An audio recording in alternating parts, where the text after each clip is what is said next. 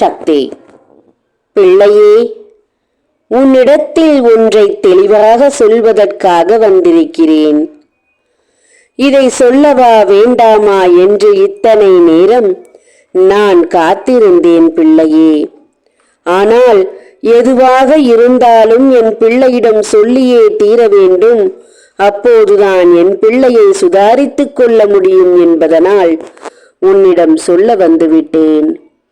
தங்கமே, உன்னுடைய வீட்டிற்குள் நான் இருந்து கொண்டிருக்கிறேன். எது நடந்தாலும் எனக்கு முன்பே தெரிந்துவிடும். அனைத்தையும் நான் பார்த்து கொண்டுதான் இருக்கிறேன். அனைத்தையும் சரி செய்யும் நேரத்தையும் கணக்கிட்டு கொண்டுதான் இருக்கிறேன்.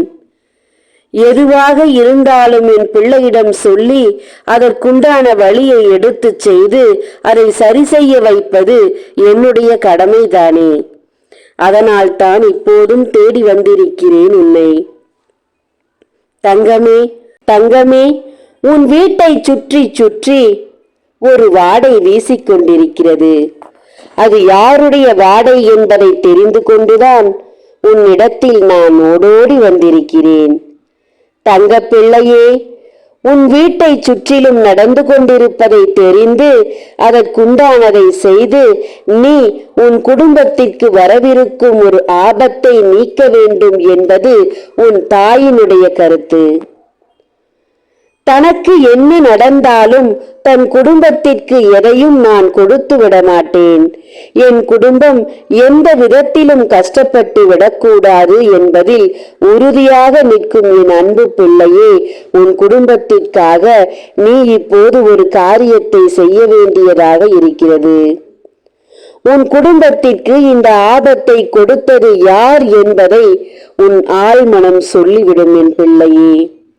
நடந்து கொண்டிருக்கும் பிரச்சனைகளுக்கு காரணமாக இருக்கும் அவன் வடமேற்கு திசையில் நின்று கொண்டு உன்னை வேடிக்கை பார்த்து கொண்டிருக்கிறான். எப்போது உன் வீட்டிற்குள் இருந்து அழும் சத்தம் கேட்கும் என்று ஒவ்வொரு நிமிடமும் கவனித்து வருகிறான். என் பிள்ளை, நீ எப்பாடு பட்டு உன் குடும்பத்தை வளர்த்து வருகிறாய் என்பது எனக்குத்தான் தெரியும். அதற்கு நீ படும் கஷ்டங்கள் ஏராளம் ஏராளம். எப்பாடுபட்டாவது என் பிள்ளையை ஒரு நல்ல நிலைக்கு வரவழைத்து விட வேண்டும். என் குடும்பத்தை நிம்மதியான பாதையில் நிறுத்திவிட வேண்டும். இப்படி இருக்கும் எதிரிகளையும் துரோகிகளையும் அழித்து விட வேண்டும் என்று என் பிள்ளை எதிர்நீச்சல் போட்டுக் கொண்டிருப்பது எனக்கு தெரியாதா என்ன?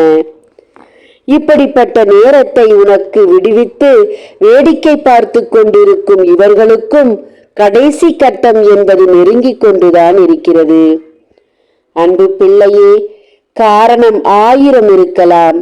ஆனால் ஒரு குடும்பத்திற்கு இழப்புகளை கொடுத்து விடலாம். அது பொருளாக இருந்தால் தப்பித்து விடலாம், இழந்ததை பெற்றும் விடலாம். ஆனால் அதுவே ஒரு உயிர் என்பது எத்தனை பெரிய விஷயம். ஆனால் அது கூட உன் வீட்டில் நடக்க வேண்டும் என்று இரக்க குணமற்ற அவர்கள் நினைக்கிறார்கள் பிள்ளையே. அவர்களுக்கு வந்தால்தான் இரத்தமாகவும் வலியாகவும் நினைக்கிறார்கள். அவர்கள் குடும்பத்தில் இருப்பவர்களின் மீது அவர்கள் எத்தனை ஆற்றலாகவும் பாசமாகவும் பற்றாகவும் இருந்தாலும் மற்றவர்களின் வழியை பற்றி தெரியாத அந்த நாசக்காரன் இப்படி நினைத்து அவன் ஏவிவிட்டதின் காரணம் உன் வீட்டை சுற்றியும் வாடை வீசிக்கொண்டிருக்கிறது. அதுவும் யமனின் வாடையாக இருக்கிறது. நான் சொல்வதை கவனமாக கேட்டுக்கொள். அதற்கு நீ செய்ய வேண்டியது என்ன தெரியுமா? நீரில் மஞ்சளை கரைத்து உன் வீட்டை சுற்றிலும் தெளித்து விடு என் பிள்ளையே. வாசலில் தினந்தோறும் தெளித்து விடு. அன்பு பிள்ளையே, வாடை அடிக்காமல் வீட்டினுள் புகைகளை போட்டு தங்கமே சாம்பராணியை ஏற்றி வைத்து சூடம் ஏற்றி தெய்வத்தை வணங்கி அதை நீதான் சுத்தம் செய்ய வேண்டியதாக இருக்கிறது. தாமதிக்காதே பிள்ளையே. எத்தனை முறை என்ன நான் கூறினாலும் உன் காதுகளில் வாங்காமல் நிற்கிறாய். எப்படி உன்னிடம் இதை சொல்லி புரிய வைப்பது என்று எனக்கு தெரியவில்லை. எதிர்மறை சக்திகள் நிறைந்திருப்பதன் காரணமாகத்தான் உன் எதிரி நினைக்கும் நினைவெல்லாம் உன் வீட்டிற்குள் நடந்து கொண்டிருக்கிறது.